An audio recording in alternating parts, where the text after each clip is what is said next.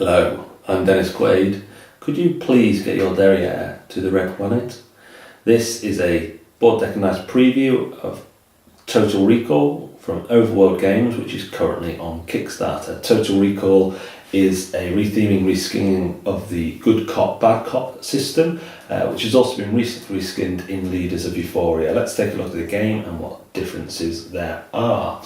In Total Recall, you get a number of components. You get 8 guns and stands, although these may be upgraded on via stretch goals to actually plastic miniature guns, a bit like the ray guns in Leaders of Euphoria. You get 8 player mats, 2 wounded tokens, 1 for each leader.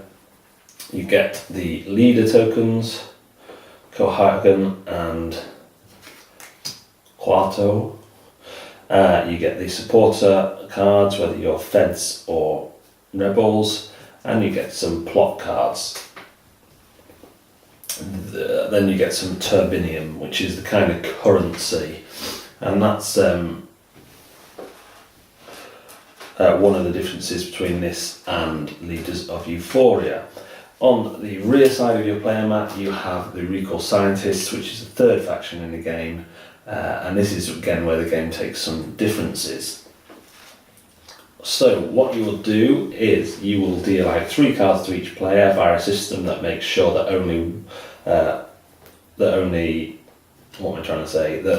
different players get leader.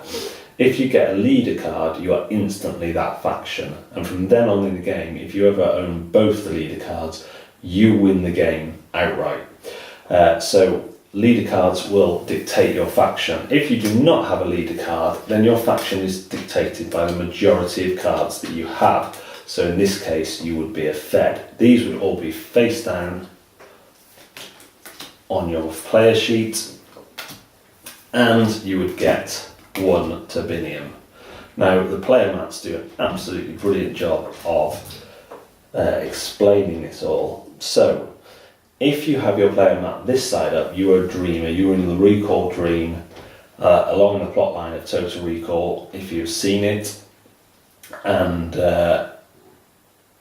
you are trying to eliminate the other leader. So you're trying to find and eliminate the other leader to win. Leaders can take 2 damage before they die, so they take 1, you put a wounded on them, they take the 2nd, and the other team wins. You have 4 actions from which you can take 1. You can investigate, which means you can look at someone else's face down card. Once they become turned up, they are called exposed, and when they're face down, they're called hidden. So you may investigate one other character card.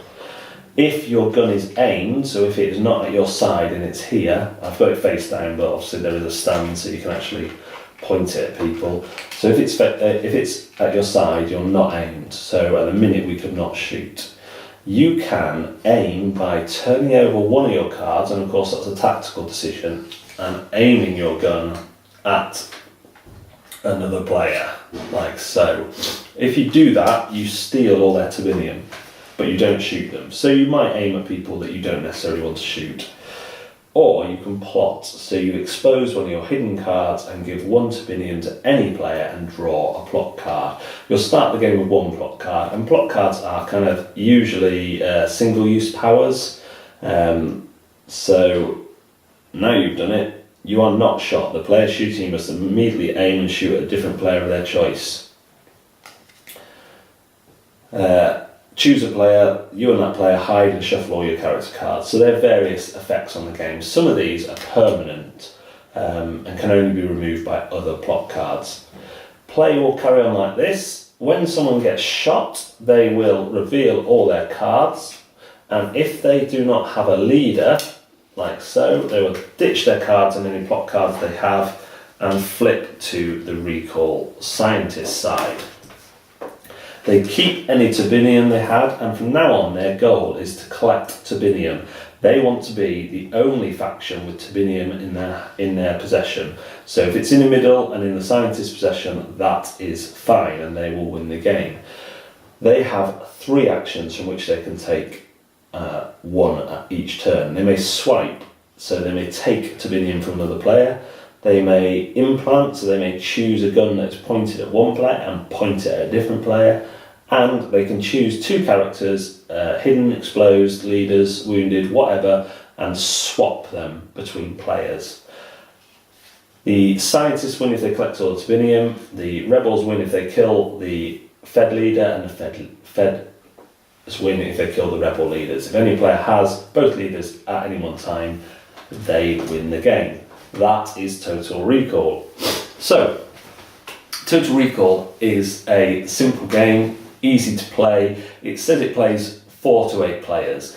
I've tested it at 4 players and at 6 players. It plays infinitely better at 6 players. In fact, I may go as far to say that at 4 players it is not a great game, and I probably wouldn't play it again at 4 players. And the reason for that is there's none of the tension that there is with greater player counts. With 4 players, you know that if you're not the leader, you know that 2 of the other players are, and that drastically changes the odds. If you are a leader, you know that one of the other players is, and you've just got to quickly work out who is on your team. At 4 players, a lot of people just shot for the fun of it to see what happened. The scientists, you usually only get 1 scientist in a game at 4 players, and that is as good as being eliminated in our experience. So at 4 players, I wouldn't play this again. However, at 6 players, it is completely different. It is fun, there is tension, there is the scientists are weaker the less of them there are. So if you have 1 scientist in a game of 6 players, they're probably not going to win. It's probably going to be a faction that wins. But once you get 2 scientists, you get 2 people trying to collect that Tibinium, which is quite hard to get hold of in the majority of cases, then things start getting interesting, because if you shoot the wrong person and create a scientist, you are strengthening the scientist faction at every turn. And the scientist powers are quite powerful. Leaders of Euphoria handles the 3rd faction differently. If you get shot, you become a wastelander and you have the same powers, and your win conditions are you just want to be the person to shoot one of the factions. Here, you've got a completely different goal, and you've got really powerful and often quite amusing powers, because it can all be set up where the people are aiming at the right people, and then it comes to the scientist's turn and they change who the leader is and also change who the players' factions are, and suddenly this loyal team that you've been on for the whole game has suddenly switched, because now you're the Fed leader where you were the rebels, and you were pointing at the you were pointing at the Fed leader, and now you're the Fed leader pointing at one of your Feds, which will create a better scientist team should you pull the trigger. It's a really, really interesting faction, and I think the game actually works better the sooner a scientist comes into play. However, the other factions want to be careful about creating scientists because of that kind of power creep. The more scientists in the game, the stronger the scientists get, and the more likely the scientists are to win. As long as they remember that they're now a team working together.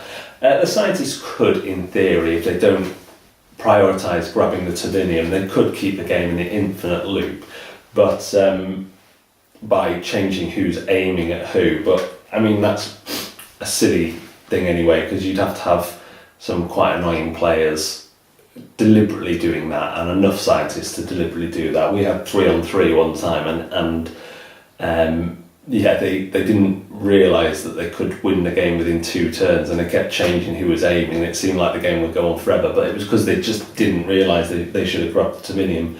The plot cards are great. Again, hard to get hold of, but worth it because they are quite powerful and they can change the game up.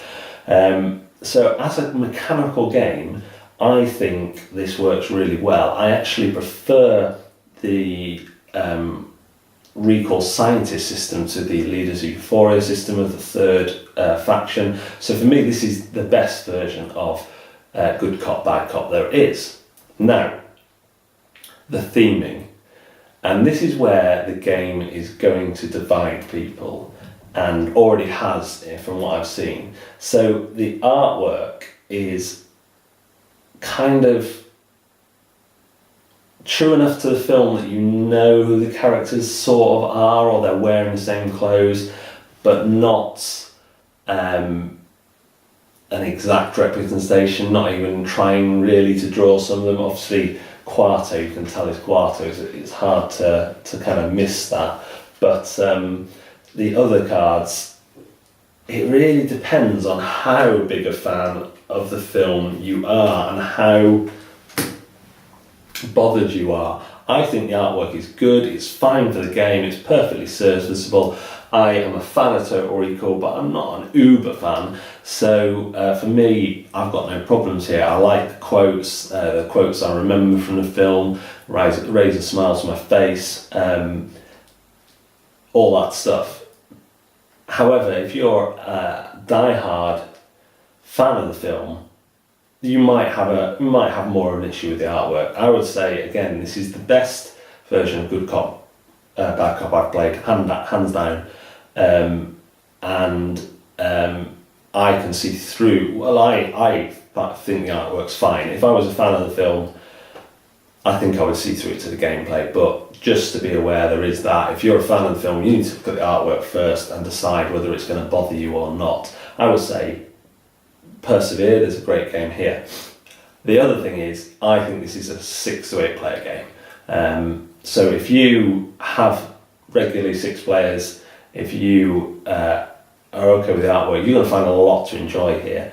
If you don't have that, the 6 player for me is more important a line to draw than the artwork of the film, because this isn't a game that is really about the artwork. The theme comes from the tension between you as you try and work out who's telling the truth and who's lying. The artwork is secondary to that. Some of the components may change depending on the Kickstarter. The crystals may become little chunky bars and the guns may become kind of more miniature style guns. So yeah, let's look at the kind of board, deck and dice criteria. Intimidation factor, very low.